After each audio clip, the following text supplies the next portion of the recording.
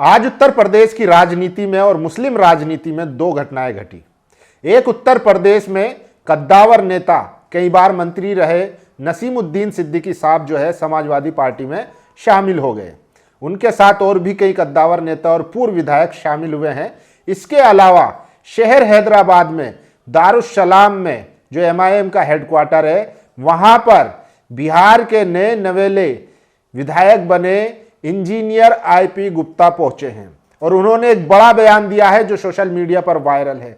क्या बयान दिया है? और यूपी में खबर आ रही है कि MIM की सदस्यता लगातार बढ़ती जा रही है। इसका क्या मतलब है और आने वाले 2027 विधानसभा चुनाव पर क्या असर पड़ेगा, पूरी चर्चा करेंगे। आदाब, नमस्कार, मैं फैसल और आप देख रहे हैं नेशनल दस्तक।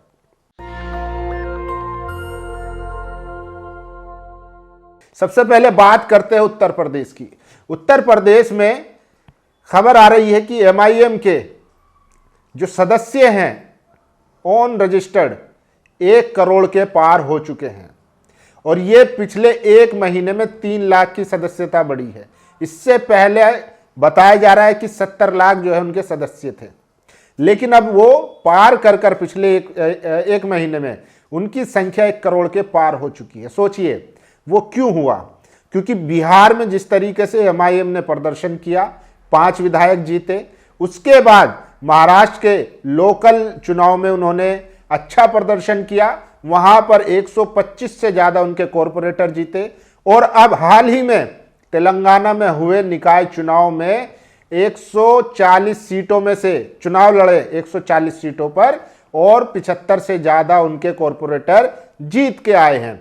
तो MIM की लोकप्रियता लगातार बढ़ती जा रही है और इसीलिए 2027 में तमाम सेक्युलर पार्टियां, खासकर यूपी की बात करें तो कहीं ना कहीं चिंतित है कि ओवैसी का लगातार जनाधार बढ़ना ये बताता है कि उनकी मुश्किलें बढ़ने वाली हैं।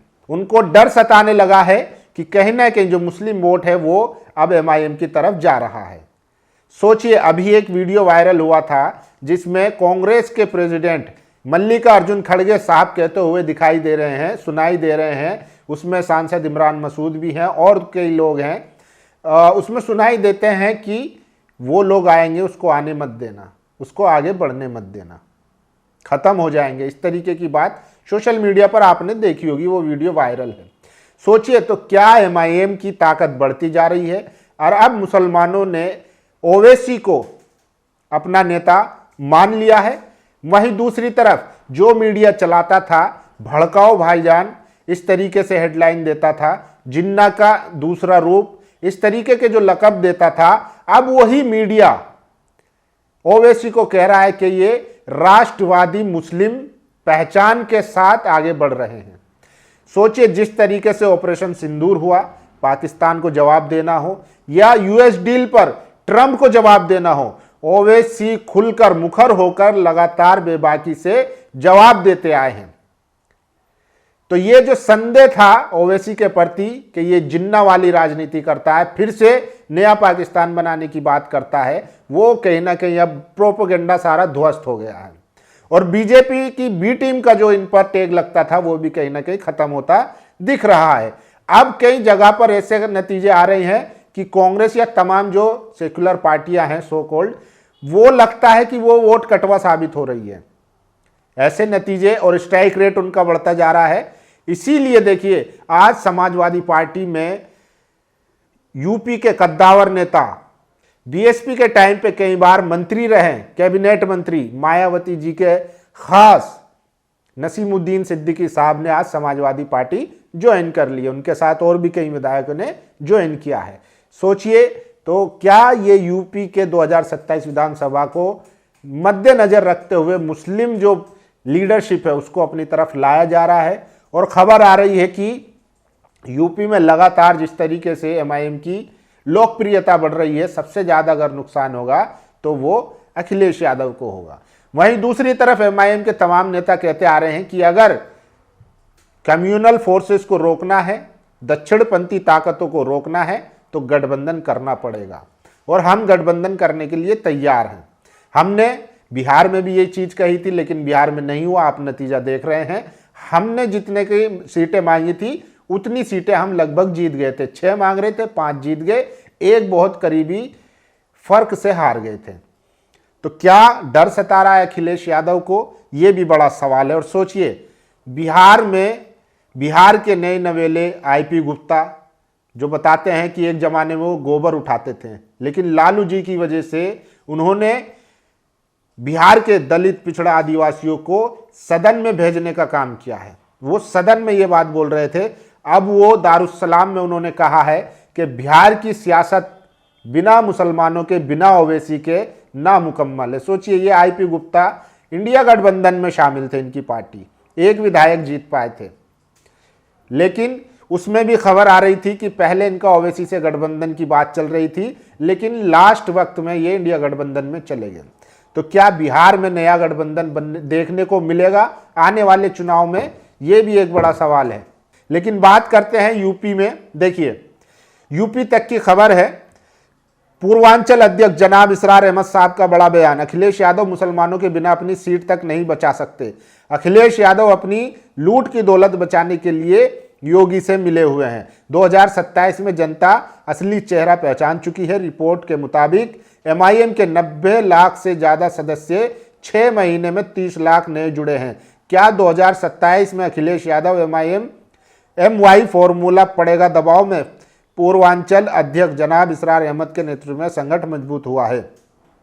तो यूपी में कहीं ना कहीं पार्टी मजबूत होती दिख रही है, और ये आरोप भी लगा रहे कि अखिलेश यादव जो है वो योगी जी से मिलकर मुसलमानों पर अत्याचार हो रहा है, लेकिन उनके खिलाफ कोई न केस चलता है, उनके खिलाफ कोई एक्शन नहीं लिया जाता है। कुल मिलाकर के अपनी दौलत पैसा बचा रहे हैं और मुसलमानों को बलि का बकरा बना रहे हैं। और ये देखिए, ये है आईपी गुप्ता, तेजस्वी यादव के साथी विधायक आईपी गुप्ता ने बोला, बैरिस्टर असदुद्दीन ओवैसी के बिना बिहार की राजनीति मुकम्मल नहीं है।